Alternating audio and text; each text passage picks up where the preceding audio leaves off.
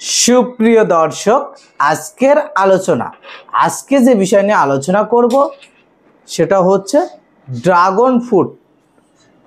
Dragon fruit দিলে কি কাজ হয় এবং কি সমস্যার থেকে সমাধান হয় এবং ড্রাগন ফ্রুটের দিলে পারে ড্রাগন ফল কতটুক ওজন হতে পারে, সেই সব বিষয় নিয়েই আজকের আলোচনা। এখন আমি তোমাদের স্ক্রিনে যেটা দেখাচ্ছি এটার নাম ড্রাগন ফ্রুট। এই ড্রাগন ফ্রুটটা ব্যবহার করার নিয়ম 1 লিটার জলে 30 থেকে 50 মিলি ব্যবহার করার নিয়ম। এটা দিলে পারে ড্রাগন ফল মোটা এবং ফলের কালার দুটাই হবে। এটা দেওয়ার নিয়ম 1 লিটার জলে 30 মিলি বা 50 মিলি। প্রথম যারা দিয়ে আসো বা দিওনি এখনও যারা, তার লিটারে অবশ্যই 50 মিলি করে ব্যবহার করবে। একবার 50 মিলি করে যদি ব্যবহার করো, তোমার ড্রাগন ফলের সাইজ হবে মিনিমাম 500 গ্রাম, 600 গ্রাম, 700 গ্রাম এই ধরনের সাইজ হবে।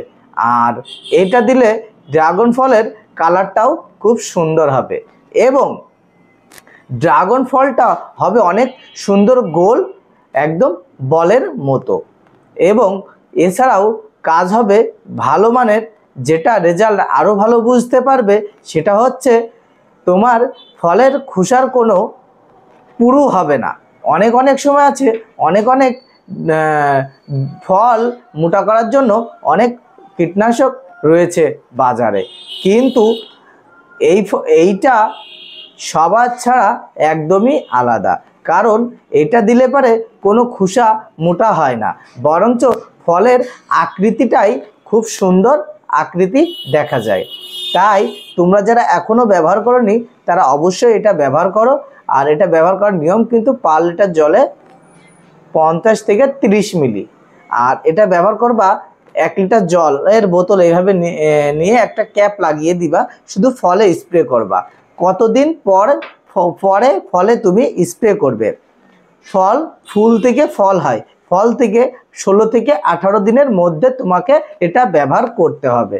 ঠিক সময়টা আগে তোমাদের লক্ষ্য রাখতে হবে কতদিন পরের থেকে। অনেক সময় অনেকজন ধরে ফুল থেকে যদি ধরতে হয় তাহলে মিনিমাম 23 দিন বা 25 দিনের মাথায় তোমাকে ফলে স্প্রে করতে হবে।